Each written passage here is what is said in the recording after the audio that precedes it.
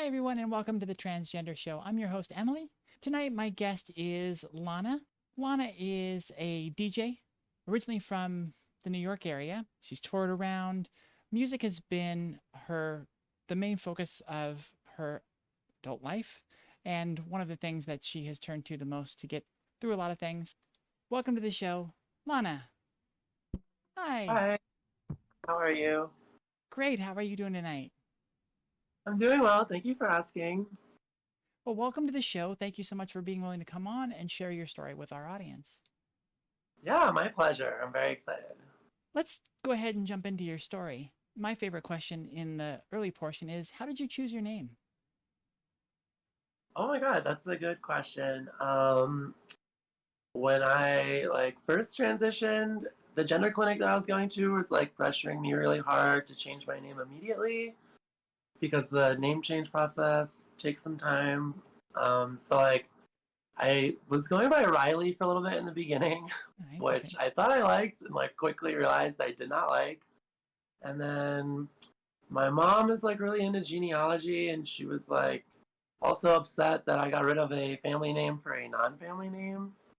So she helped me do some research on our family to maybe find a better name in the family that I liked. Mm-hmm. And my grandmother's sister, so my grand aunt, I guess, was gay, was a lesbian, and was disowned by the family in the 50s. She came out very early, in the 50s or something, Oh, wow. and her name was Alana. And so I don't know, I just felt that's the only other person I know of in our family that's queer or gay or lesbian or anything like that. So I was yeah, that's the one. And then I ended up, after I tried it for a bit, I ended up really, really liking it. And I feel like it fits me really well. And my friends feel the same way. So that's how I picked it. And I'm really happy with it. When I chose Riley, and then people started texting me Riley and stuff, and calling me Riley, and I was wait, that doesn't fit. And then when I changed it to Alana, it was almost immediate. Okay, yeah, that feels way better. I really feel like that's me. Mm-hmm. When from almost the first time I heard it, I was yeah, that's way more me. And when did you chop off the first A and start to go by Lana? Um, Almost immediately, I think. Hmm. My friends started doing it. I didn't really pick, Okay. and then my whole Twitter personality became Lana. So now basically everyone knows me as Lana. I think most people don't even realize my name is Alana. Mm-hmm. But yeah, it was basically immediate. When did you first realize you were trans? I had an idea of it when I was a little kid. And I would be very drawn to doing feminine things and wanting to be feminine and spending no time with other boys my age and just hanging out with my cousin who's a sister to me and all her friends. I really didn't think I didn't think that I was trans. I thought that I was just queer and weird for a while. I kind of got hit with the epiphany that it's not something that I'm choosing to do. It's much more who I am and Mm-hmm. intrinsic to how I act. That was kind of the first indication that I'm probably trans. Mm-hmm. So looking back kind of at your history growing up, what were some of the clues that you are able to look back now and go, oh, these were all breadcrumbs that led to this anyways? When I was 8 years old, I demanded that my cousin and her friends give me a full face of makeup and dress me in their clothes, Hmm. and was really happy about it when they did it. That was one big one. Another one that's hilarious to me because why did my parents not think about this? But there was this toy back in the mid to late 90s that was kind of like a Barbie doll, but it had wings and there was a pull cord on it, and you would pull Oh, this cord and the doll would fly away and there, yeah, it's literally the one that I made my mom buy me. It's the mermaid fairy, and she's riding dolphins on the wave on the stand for the cord, and it's literally light blue and bubblegum pink with like white accents. It's literally trans colors. So I just find that funny. But yeah, I demanded she buy it for me. My mom was like, "Why do you want this?" I was like, "I need it." And then another really big one was like I had several babysitters, and like the move was always to like take me to McDonald's. And like when you would get a Happy Meal back then, like in the drive-thru, the way it worked is like the cashier would like look at the child and decide which gender they are. And so I would always get the boy's toy in the bag, and I would be like tapping the babysitter, being like, can you make them give me the girl's toy? I want the girl one." So yeah, it was just stuff all like that. And then later on, like probably as early as like 11, I was like starting to compile my own cache of like girls' clothing, and I guess you could say I was cross-dressing. But yeah, I would just like I hadn't hit puberty yet, so I didn't realize that like sexuality even existed. I was just like, I like these clothes more. Uh-huh. So it's really interesting to me that, I don't know, it took even as long as it did, because it was kind of obvious. Once you've realized that what it is that you're trans, how did you come to terms with that? It sounds like since you had like such strong leanings and strong inclinations as a kid, maybe it wasn't such a big shift for you. No, it was definitely a hard shift. And also, I had experienced from like doing femme stuff and being that way through the school system. I experienced a lot of like F slur type, ostracization from like the rest of the school kids. Definitely an outcast for being queer from the beginning. So by the time I realized I was trans and was like just reaching adulthood, I was like already kind of like coded in my mind. It's like, that's bad. Like being that way is bad. It's gonna make people not like you. Coming to terms with it took a really, really long time. From the moment like I thought I might be trans, I was like, all right, let's close the book on that. Let's not address that at all, and let's just keep going for several years. And then I did not transition until much later. So it was a shift. Coming to terms was really easy once I had support. Once I actually told someone, which I never did for a really long time.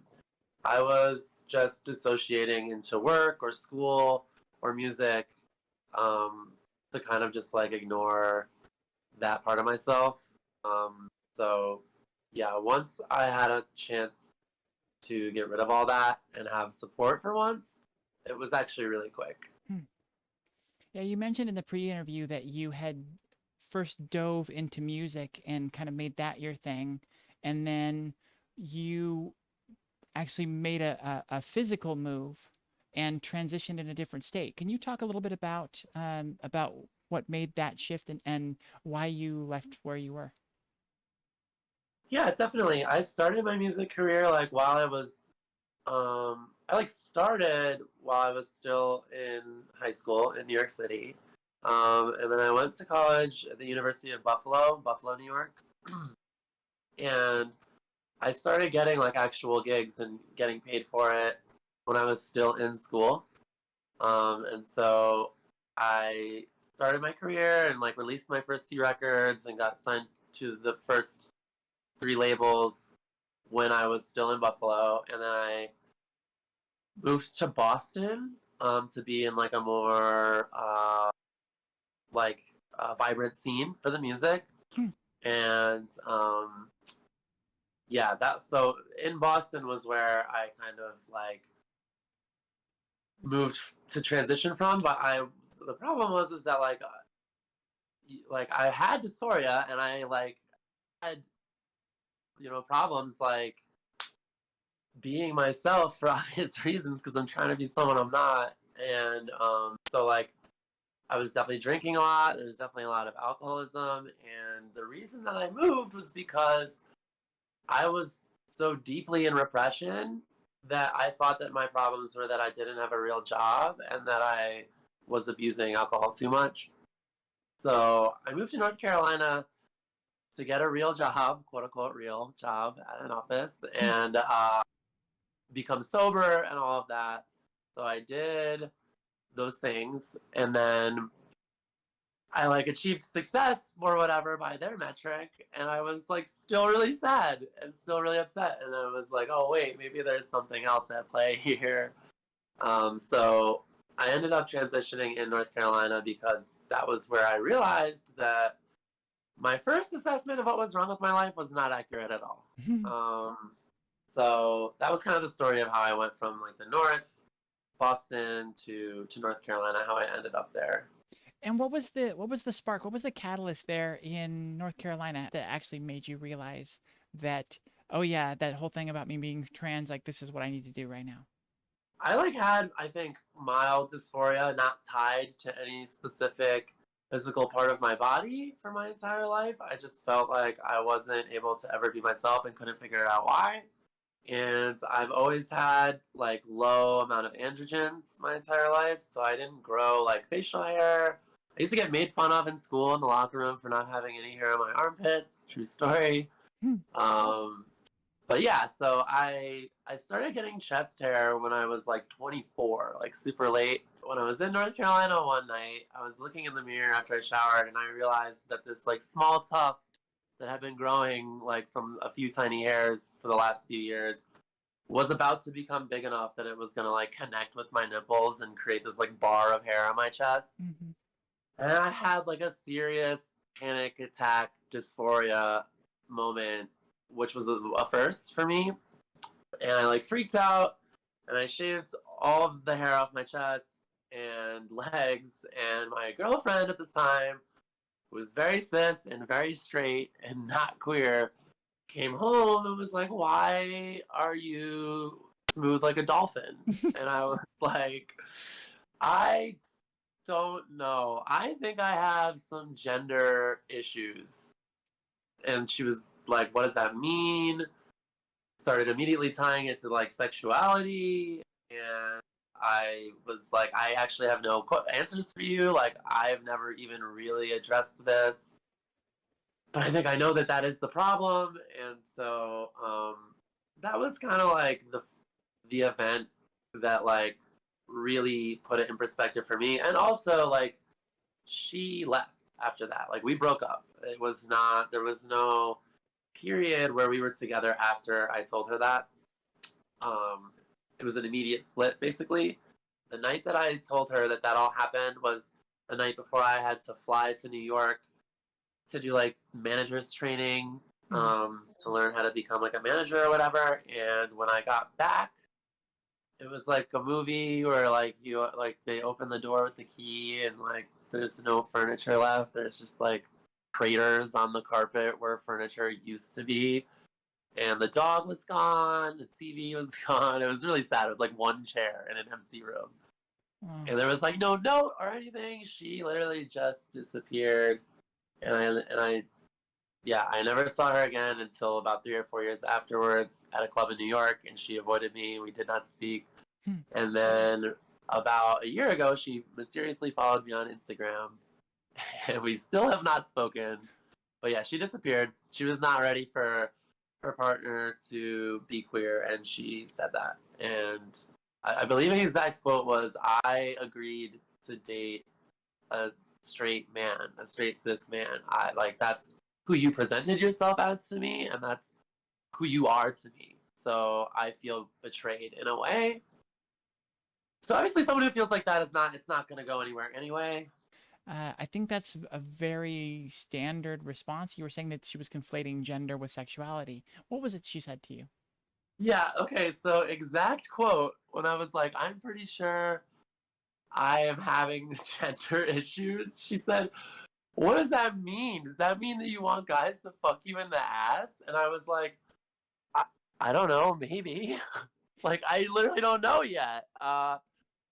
But like, yeah, she like never got it. That was like one of the only questions she asked. So it kind of like, I don't know, symbolizes I think how a lot of cis people approach transness.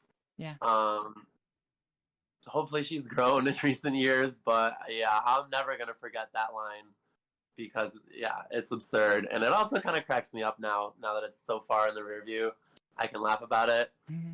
But yeah, that was literally what she said, word for word. Did your sexuality change? Did you find yourself more interested as you went through your transition to um, the opposite sex? Part of like dissociating your entire life and repressing and ignoring your transness is like also ignoring most of yourself in general. Like, I don't think I ever started to understand myself on any significant level until I started transitioning and putting hormones in my body. So like I would do stuff and I wouldn't even know why I was doing it or if I even liked it. I guess I was low key bisexual, like straight passing, like never actually dated a guy, but had like plenty of hookups. And Okay. so as I like get to understand myself and I'm like farther and farther in a transition, I don't know if it's dominant over women. I still identify as bisexual. I'm open about that now, whereas I wasn't before. Mm-hmm. But yeah, like I never would have been able to tell you why I was attracted to a man before. And like now I'm like, okay, yes, I can that man is hot and I can tell you exactly why. Um and yeah, so I found that it shifted for sure, but it maybe didn't shift so much as it just was focused in perspective way better. Did you have anyone to turn to? Did you have like a role model or a confidant, someone to talk to, or at least look up to, in what basically a roadmap for how to transition? I actually did not, although I remember like meeting a trans woman at an event, like some party or rave that I was spinning, and we like hung out one time after that. I was like, it's so funny in retrospect. I probably literally just wanted to like be around a trans person to like normalize it for myself. But this was probably a few months before the like Dysphoria episode. But she was like, yeah, like why? She was asking me all the classic questions. Like she was like, well, do you feel like you'd be happier if you're a girl? And like, um, just those types of questions. I was like, yeah, of course, like definitely, like, but X Y Z so and so whatever excuse I had at the time. And something that she said really, really definitely stuck with me. She just very flatly like looked at me and was like, you know, you can just like take estrogen, right? Like if you don't like it, you can just stop. Like it's not a big deal. Like you can literally just do that. And I think at the time I was like, no, you can't. That sounds like a very big thing. Mm-hmm. It's gonna change my whole life. Da da da. But she ended up being right. Like just matter of factly, that's true. Like it's not such a big deal. If it's right for you, you'll know pretty quick. And if it's not, similarly, you'll know pretty quick. So I had that moment, and then also I like on that trip to New York right after I had that blowout with my girlfriend at the time. I was there for work, but like I was definitely going out at night because nightlife is like my thing. Dancing is what I love to do. So I met a girl and I like told her the story of what had happened, and she was like, "Oh wow, that's not cool. I actually think like it's super cool that you're finding yourself." And so I had a lot of support from her. She was cis, she wasn't trans, but um I think just having the support from her was enough for me to be like treating it seriously for once and then doing my own research. I think in the beginning, I crushed on Reddit a lot. Okay. And I learned a lot from people who were just going through it like at the time. And I think I got too much information and I honestly wouldn't recommend like road mapping your transition from people on the internet because everyone is definitely different and everyone's transition looks different. But those two people definitely stick out of my mind, and also the online trans community was kind of probably the role models that I had at the time. Mm-hmm. So when it came time to come out to more people, your your significant other, you did that, not didn't go so well. No, not at all. Was it really hard for you then to come out to family? Because of the way that it worked out with my girlfriend at the time, I think that subconsciously I was really, really afraid to come out to other people that I loved and that I cared about.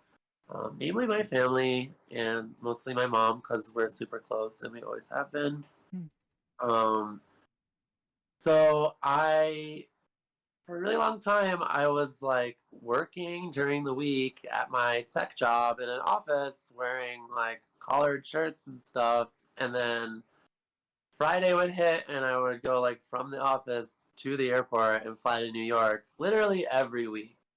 So I was being myself, was being femme and trans in New York, and no one really knew, no one in my life knew. And then I would come back and do my thing during the week. So it actually took like a long time, like over a year, and there was some bumps along the road that made it hard, made it feel like it would be hard still in addition to the girlfriend thing. So it probably took like maybe like a year and 2 months, something like that. But I eventually did tell my mom, and then after I told my mom, and it went way better than my girlfriend at the time. Then everything became easier. I think I told everyone else about 3 months after that, so it was kind of quick once I finally did. But it definitely took time. It took a lot of time to build up that courage to feel like it was the right idea. It was really important for me to come out to my mom face to face because I wanted her to see that I was really sincere. And also, I think I get scared with like boomer type characters that they are very dismissive of stuff that they don't understand. So I didn't want to give the opportunity for dismissal, like a text or a letter might do. So I asked my mom if we could just like go out to dinner really late. It was like 10 p.m. We like went to a cafe. I asked them to seat us in like the way back in the corner. I feel like in my memory there was like not even lights on back there. It was like dark. So they're like very out of the way, and we sat down at the table and I literally just started crying. And I'm pretty sure I cried for like 10 minutes straight, unable to formulate any words. And my mom was like, "All right, you have to tell me. You're freaking me out. Like, what's going on? Like, you're crying a lot." And I was like, "Mom, I'm living a lie. I'm not the person you think I am." She's like, "What are you talking about?" And I was like, "I'm a woman." And she literally, without missing a beat, she goes, "I know." And I was like, "What?"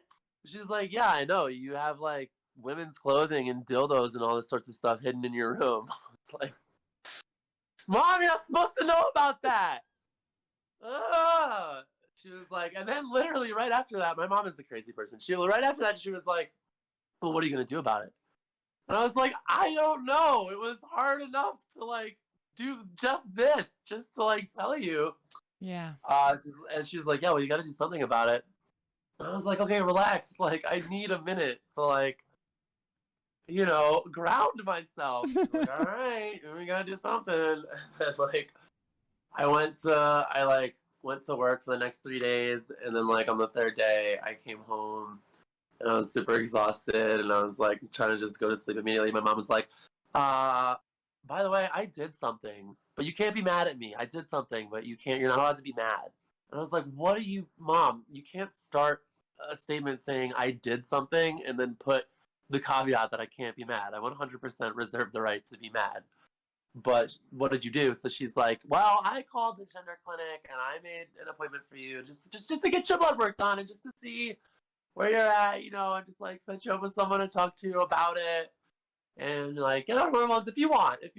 But she was literally like shoving me into it. So the punchline and the joke I always tell about that story is that my mom force stemmed me, and now here I am. It was really unexpected. Like I said, my mom is a crazy person. I love her so much. She has since then been by far my biggest supporter in my transition, and we have a more healthy relationship now than we ever have. And it's truly a gift. And I'm very grateful for everything happening the way that it did. I've spoken to a lot of trans people, and it's certainly a very unique way for things to unfold with the mother. So, like I said, I'm super grateful. Mm-hmm. Did you have any other particularly interesting stories for coming out with either successes or failures? Yeah, I made like the obligatory Facebook post on Trans Day of Visibility, the first March 31st following when I had come up to my mom. So I came out to my mom in November, so the following March, which was like 4 months later, 3 months on hormones, I made like a really, really long post, and the way the Facebook algorithm works is like it took off with like the people that actually know me, and so it started being like, oh, let's show this post to literally everyone you've ever met, like people from high school that you haven't spoken to in several years. Like, we're just gonna show everyone this post, and it became really overwhelming really, really quickly. And I had a panic attack that day and was freaking out and was like, oh my god, maybe this was the wrong decision to do that. I'm freaking out. So I would say that was perhaps maybe not a failure, but certainly not a success. Mm-hmm. I would say I caution people to do that, to make sure that they're really ready, that they want like everyone to know in their lives. I still think that it's probably a good idea to do like a public post of that nature, but I maybe did it too quick and too hasty, and maybe on the wrong platform. Maybe I should have done Instagram. I don't know, but yeah, it that was definitely one that sticks out. And I guess the only other thing is that like I was scared that people wouldn't like me or would turn on me or whatever, and I would say like 98% of everyone that I knew in person that was actually in my circle was incredibly supportive. And there was like a 2% of like some cis male friends I had that just kind of cut all ties. I think they probably found it pretty weird. So I think one thing I'm just grateful for the fact that it was so many people. Mm-hmm. Where I really thought it might be like a 50-50, it was like a 98-2. So that was a success. That was a nice turn of events, I think. People were really great. I think like in the dance music community, it's house music and dance music is so tightly woven with queer culture, Mm-hmm. and it's very literally queer music. Queer people invented house music. So I think like that has a lot to do with it, because my community is already so deeply intertwined with queerness that it's not a stretch for a lot of people to see you and appreciate you in that way. Did you have anybody that supported you that surprised you? No, I was surprised at the sheer number of people that were supportive. I would say one thing that's kind of related to that though is that my father did not speak to me for a full year. He got news about it from, I think, probably my mom, and he did not speak to me for like a full year. And I was very determined to show him that like I'm a person and this is who I am, and like please see me and respect me and love me as your child, even though, you know, I might not be the way that you thought I was initially. And so it took a really, really long time. I eventually had to literally drive to his house, like 8 hours to his house, and like knock on his door, like, because he wouldn't answer any texts or emails or anything.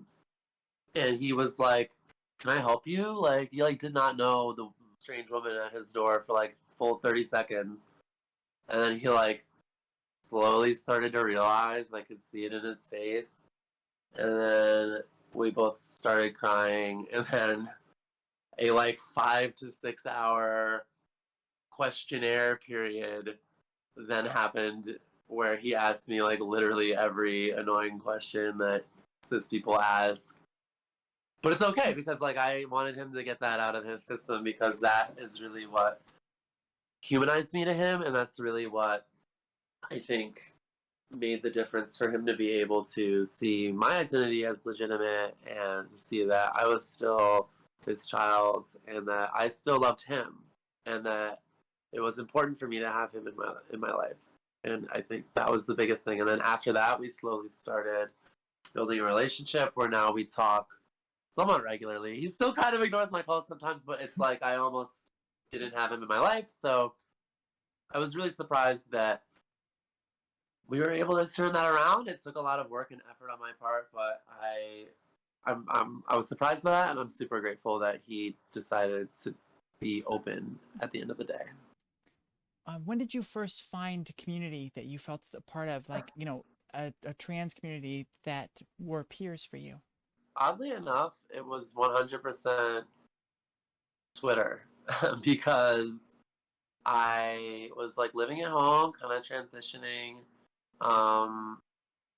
and I lived at home. I was like, I didn't really pass well at all in the beginning, and I didn't want to go outside, but I also did not have it within me to like boy mode and then like be on hormones. I know a lot of people do that, and I'm not down talking that. I know that that is a personal choice, but for me, it actually was driving me insane. So I was kind of an indoor cat for several months, and then I moved back to North Carolina to be with a partner, and I had a job lined up, and it was literally the week that COVID started that I like got there.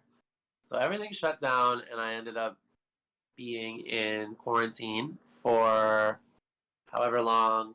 So I think it was in quarantine for maybe like a month and a half, and I was like still dealing with a lot of internalized transphobia around my old friends. I was like, okay, yeah, they like accepted me, quote unquote, but like, do they really accept me, or are they just being polite?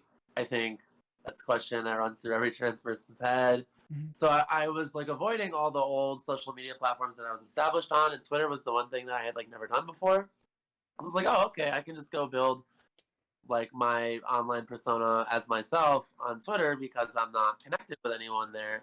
And um, it almost like it was instantly like a community on there that I really, really valued. And the way all the girls like build each other up and just tell funny jokes that like only we get and or is it trans people only would understand, and like I've had so many instances of girls having a breakdown on the timeline and people will reach out via DM. Like these people really care about each other. Obviously, it's social media, so that's like there's some vapidness too. But like I, more than any other platform, I have found community in Twitter, and it's to the point now where I've met up with like maybe 15, 20 different people from around the country from that app, and just like we've like hung out in person and are like good friends. So I still don't really have an in-person trans community, but the online trans community is like totally invaluable to me. You had a traumatic incident where you were attacked, and you told me last night that that really put your transition on hold. Let's talk a little bit about that and what you meant by that.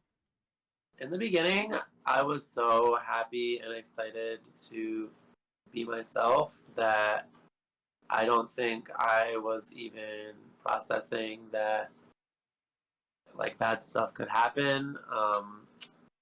So this really terrible thing happened to me, and it was like really difficult to deal with. It was kind of like a 180 where I somehow told myself, and this is, in retrospect, this is just a very knee jerk trauma reaction to something so serious.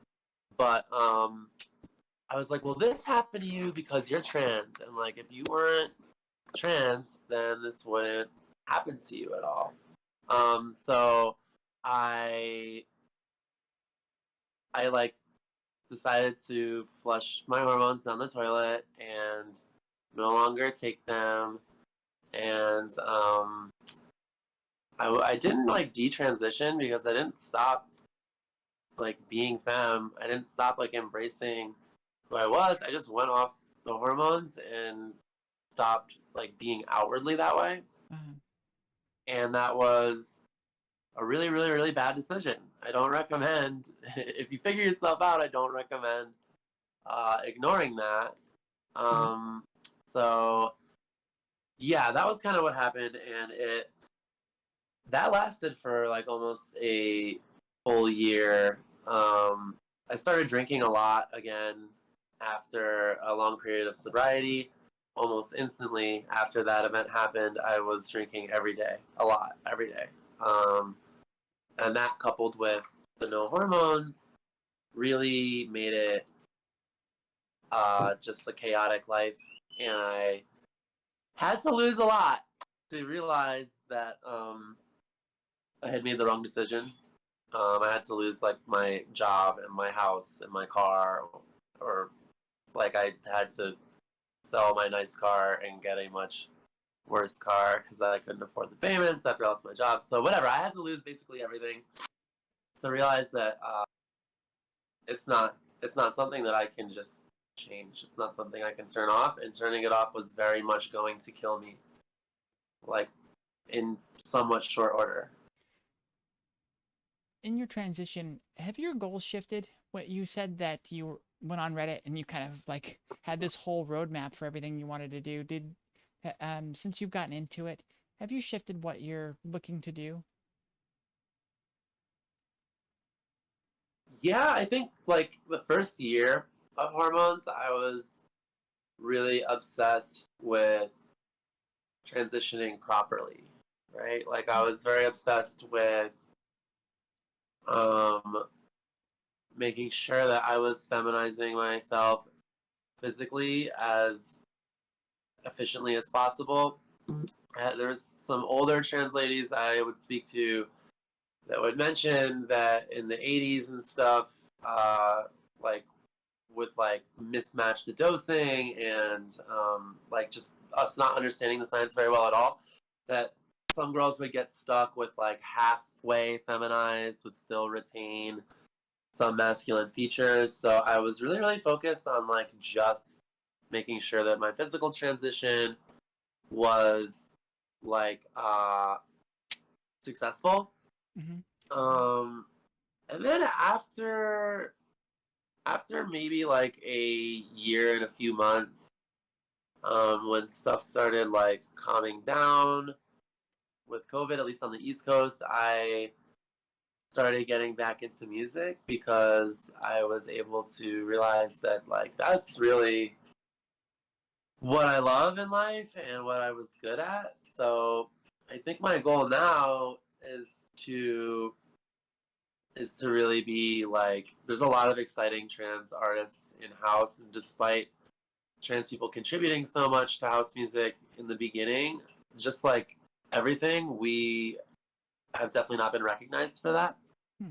And we're not treated like the shepherds of that scene like we should be.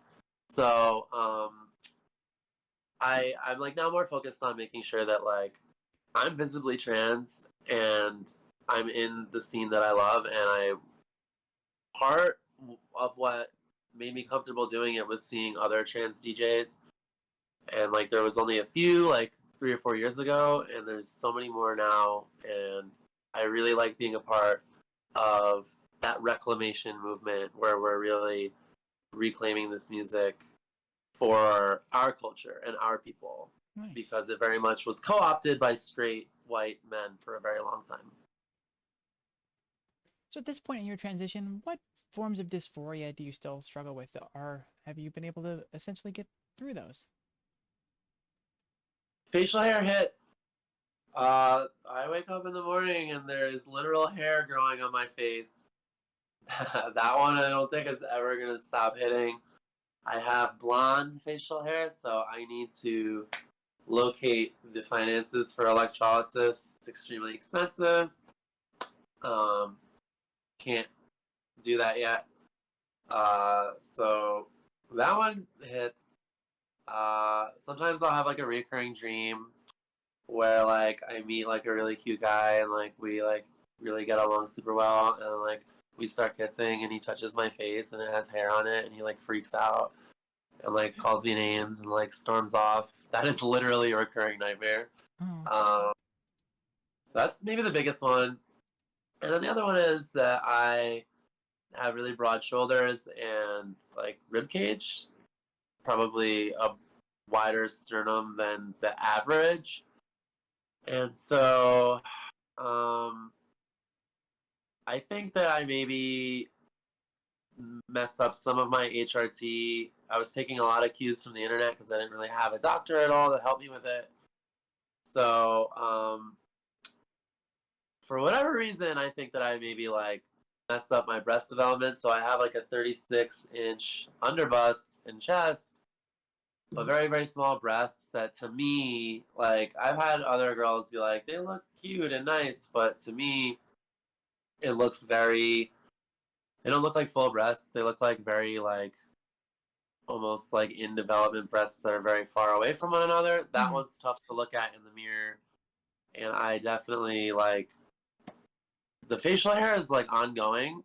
That one is like, I'll get waves of it where I'm like, oh my God, I hate this. It's like when I'm laying in bed at night right before I go to sleep, I'm like, how can I fix this? Why didn't I just stay on pills? I should have just stayed on pills. It was working. I don't have really any bottom dysphoria. In fact, bottom surgery kind of scares me. I feel like there's a lot of time before we really have a good number of surgeons that are extremely proficient in that surgery. Um, so hopefully, if that day does come, I think that I would prefer to have GRS, but for the most part, my dysphoria is centered in my face and chest. So what is it that you do on a day-to-day basis in your regular life to find validation in your identity as a woman? Makeup feels really good. I worked really hard, really long time to try and get good at makeup. Seeing myself with like a nice face of makeup definitely lifts my spirits. Um, and just clothing, because like I love fashion. I've loved clothing my entire life. I definitely had some drip when I was pretending to be a boy, but I never really like liked the clothes. I just knew how to be stylish. So like actually being excited about the clothing that I can buy and stylize is huge for me. Like it makes a world of difference. Um, and so I think those two are the biggest things. And then also something that really like gives me euphoria, and specifically like in my transness and like the fact that I am a trans woman. Like trans women are women, yeah, but like we're different from cis women, and I'm also a queer woman, which is different from a straight woman. So I get tons of euphoria from house records because that's our music, and like I keep saying that over and over again, but it's really can't be understated how deeply intertwined house music and queer culture is. So like if I'm having a dysphoric day and I listen to some of my favorite house records, it's a significant antidote, and it always works. And I don't think I'll ever get over what a sweet, sweet medicine that is. What Yeah. have you been able to accomplish because of your transition? Self-love. Mm. I think, yeah, just on a mental level, I never really had anyone show me proper love as a child. Both my parents, when I was a kid, were addicts and like not really around. So I never really learned how to be like an emotionally functioning human being. Mm. Um, so transition definitely gave me the keys to access self love and an emotion, and I think about that all the time. Another thing my transition has been able that I've been able to accomplish because I've been so public with it on Twitter. I've had multiple people reach out to me and tell me that my tweets helped them decide to transition, or that I made a positive influence in their life, or that I, for one reason or another, my proudness of being trans and my outspoken, affinity for it has helped them come to terms with it themselves. So I think that's like maybe the biggest thing that I feel like I accomplished was I was able to like reach some other people that somewhat benefited, at least at some level, from me being myself and not being afraid to be open about who I am. And so from those interactions and what you've learned through your transition, what advice do you have for young or closeted trans people out there?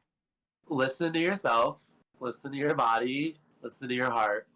Literally, society and external factors don't matter. They do not matter. I feel like early transition, pre-transition people, it's really easy to focus on all the things you might lose. And I think it's really important to refocus on everything that you can gain. And trust me, you will gain an immeasurable amount in yourself and in your heart. And I would say another piece of advice, I touched on it before, but just like stay the course. Find a HRT regimen that works, that feels like it's working. You have good levels. You feel like you're getting the fat redistribution and the growth that you want, and don't change it. I had one speed bump and thought, because I read on the internet so much, I thought that maybe Spiro was the problem and that I had to switch to injections, and ended up switching pretty early, 5 months in. And like I said, I won't get into all of it, but I really do think that might have affected breast development. So, and also the thing is, we don't understand any of this. Gender science is still in the Stone Age, basically. So who really knows? But just relax is my basic point. Is just start your hormones. Don't worry about whether it's going right or not. If your levels are good, your levels are good. Just relax, enjoy those early few months, and don't worry about anything that's going to come down the road. Just be mindful for that moment and enjoy the fact that you're accessing yourself finally at last. All right, Lana. Well, I'm going to let you go, let you get back to packing. Thank you so much for taking the time out of this. I hope you're able to kind of get your stuff together and get out of there soon, so you don't fall too far behind schedule. But again, thank you so much for coming on. Yeah, thank you for having me. It was really fun. And yeah, like I said, if anyone ever wants to DM me on Twitter to talk about anything, I'm always there for my community. So hit me up.